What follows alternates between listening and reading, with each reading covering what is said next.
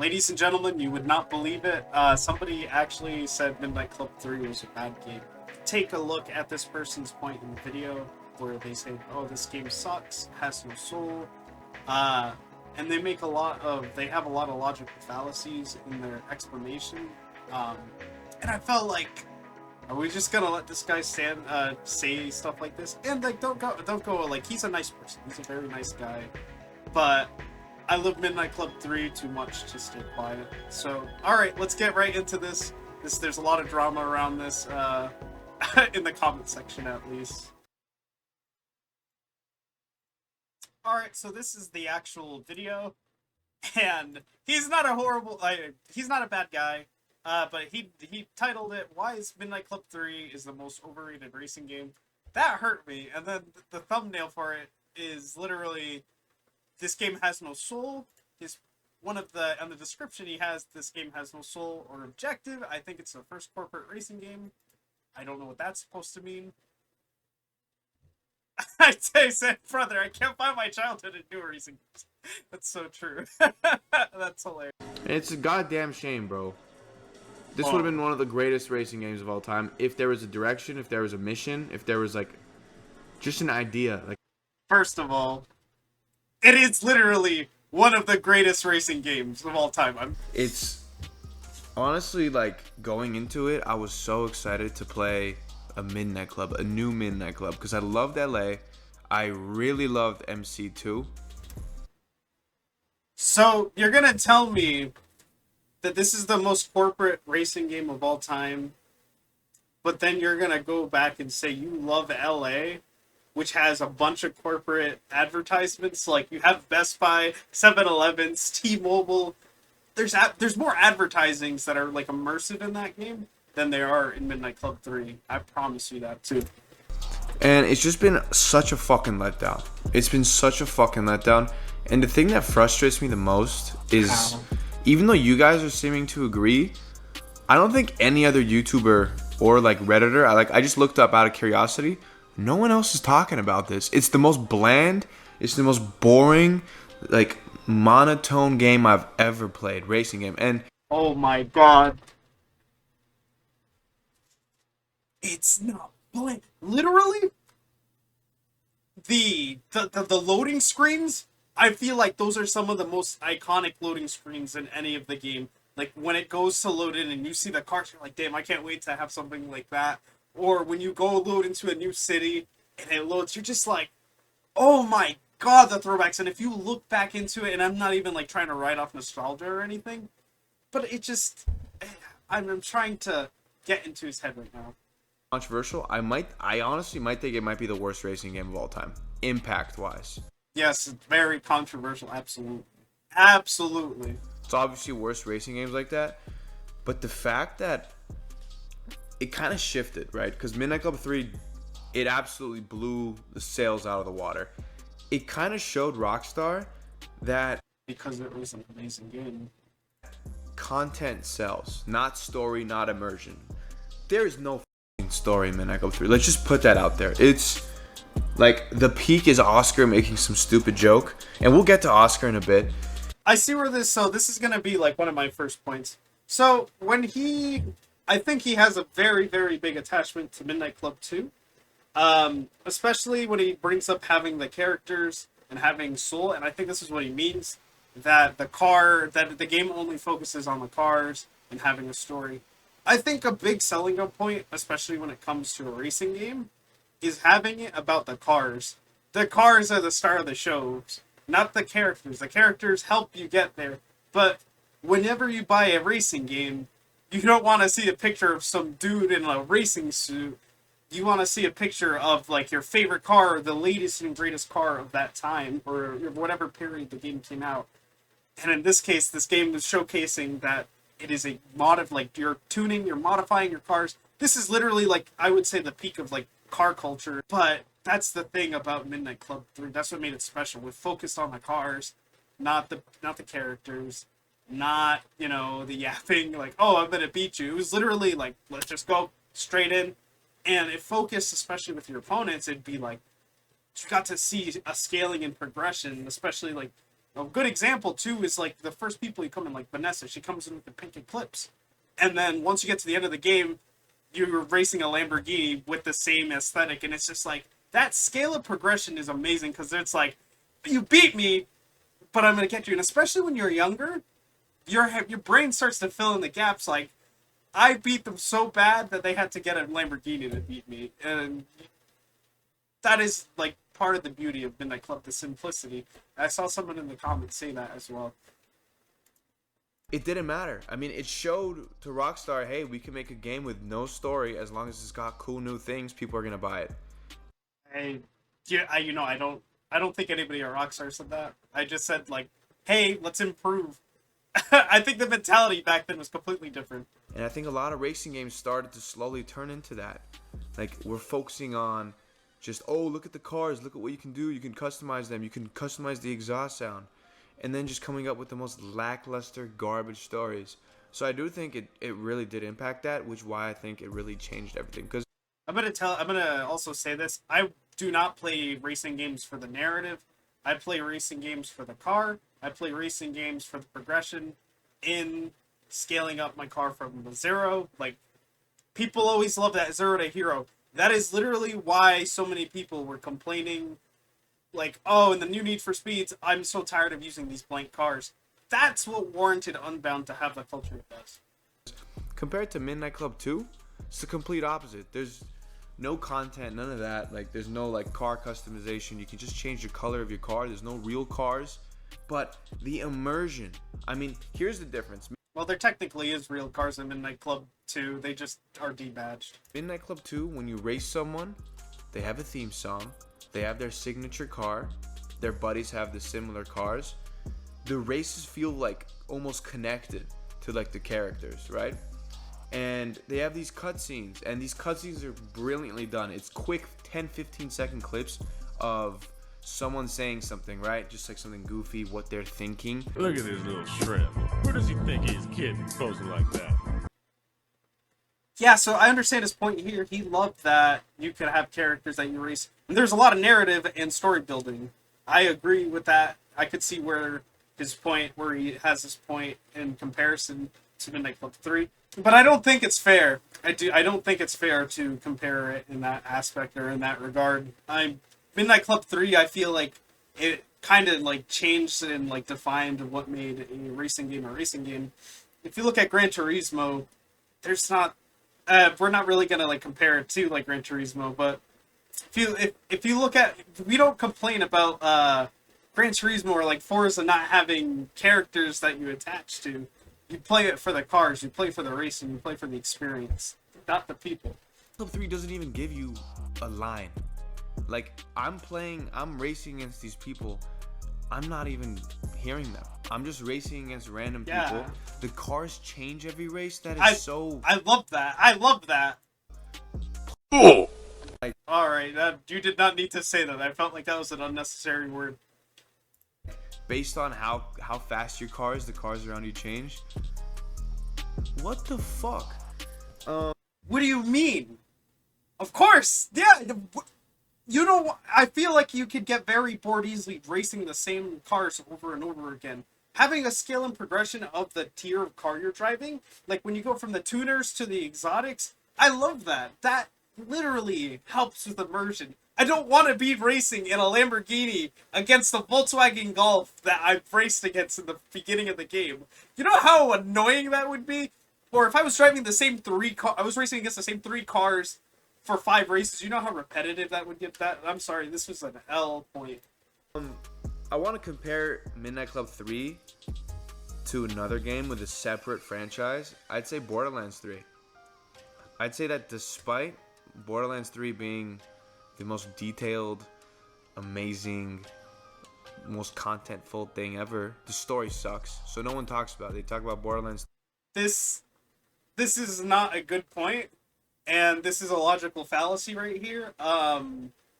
If you're gonna make claims or points, I highly recommend that you cover your points and like, you know, don't make logical fallacies in your reasoning. Like, this is false equivalence. You're literally saying the game is bad because the story doesn't make any sense and it's just woke. Therefore, it is bad. Midnight Club 3 literally is like the same thing. It's just that is not you can't really prove a point with a fallacy, and that just kind of denotes your entire argument.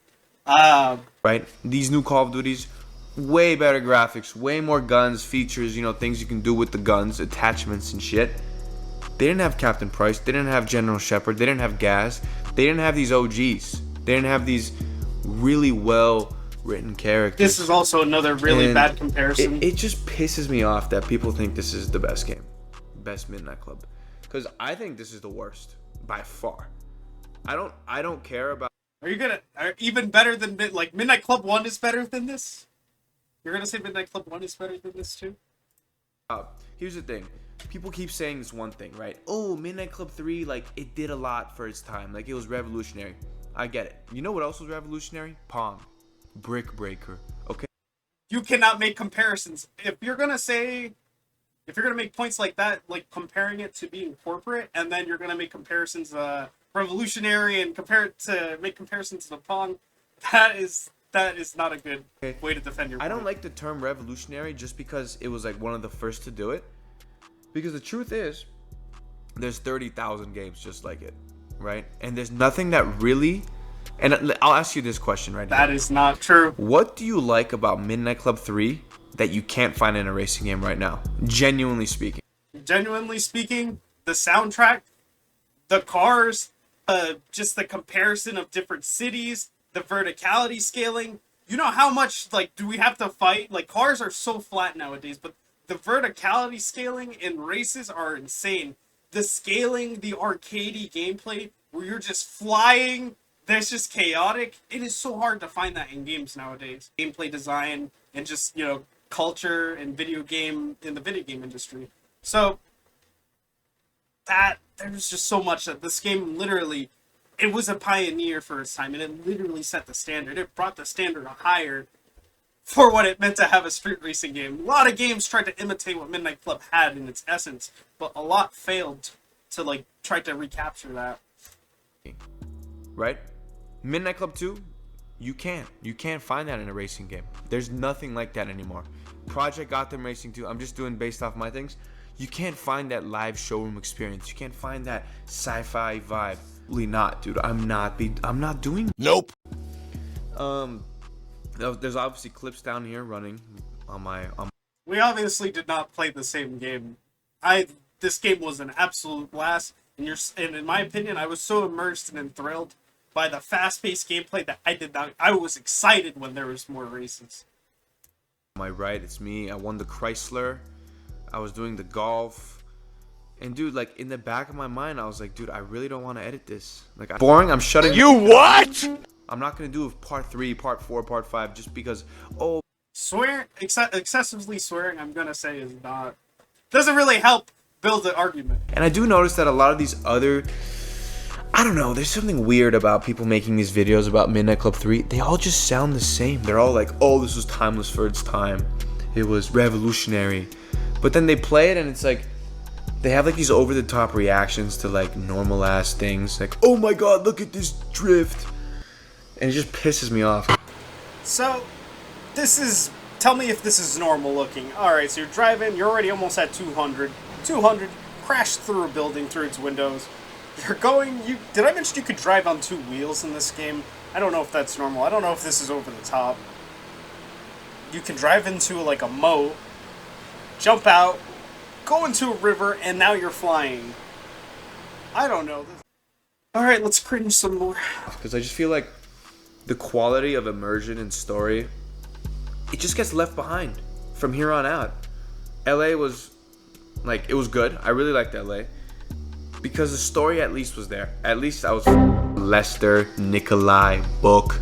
On a bike. Nope. Like that makes it memorable. So honestly, the biggest fuck you to Midnight Club 3. So, I feel like you should retitle this to not saying why Midnight Club 3 is the most overrated racing game ever. I think you should have called the video why Midnight Club's 3 story was lacking. Because the points you have just keep attacking the story and not the gameplay. You what?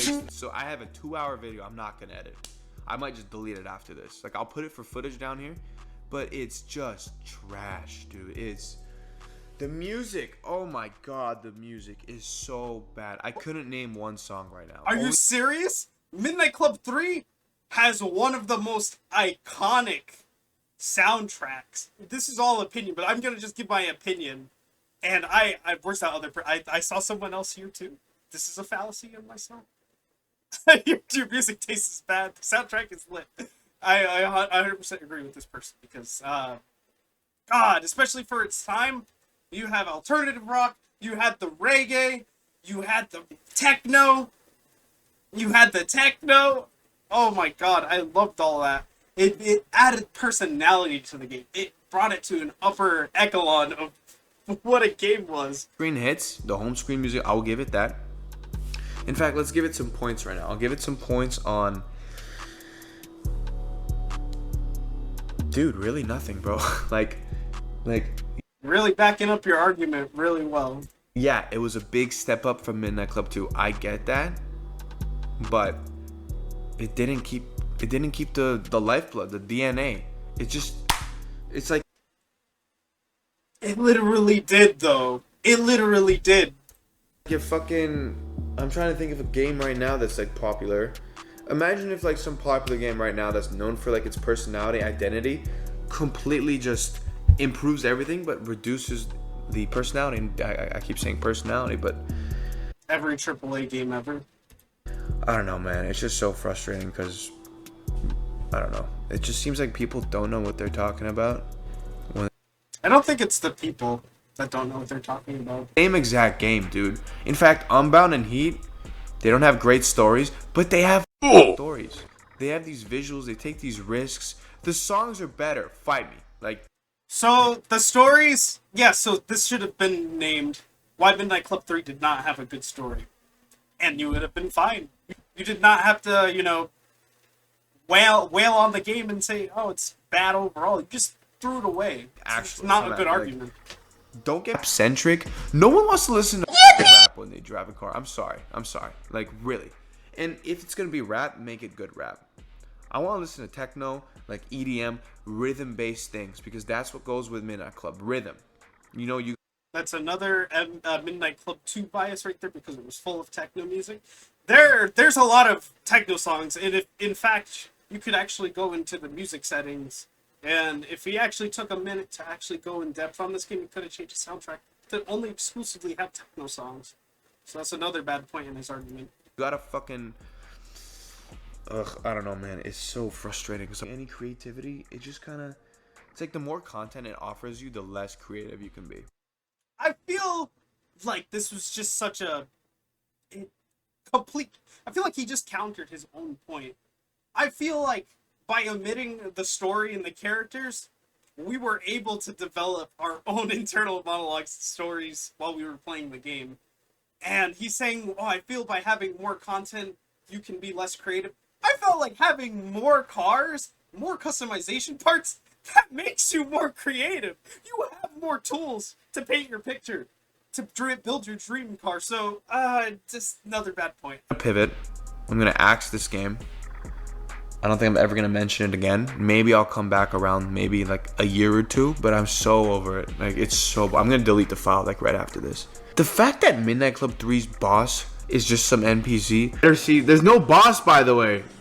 I looked it up. What the Oh my god! Where's the incentive? Where's the reward? You're just like racing to get money and get cars? This is just like Street Forza Horizon 5. Like, no, dude. This is not cutting it out for me at all. People like enjoy that. Like, the whole point of racing is like, holy shit, my heart's beating. Like, I'm about to win. I'm about to beat like Savo. I'm about to beat like Do I have to replay the 20-second clip again? Fucking whoever the guy in Need for Speed Carbon is. The Run. It's another game I want to play. Perfect. Okay. I don't know, man. It's the biggest letdown of my life. Like, my entire life. I love how he had to just pull an echo chamber.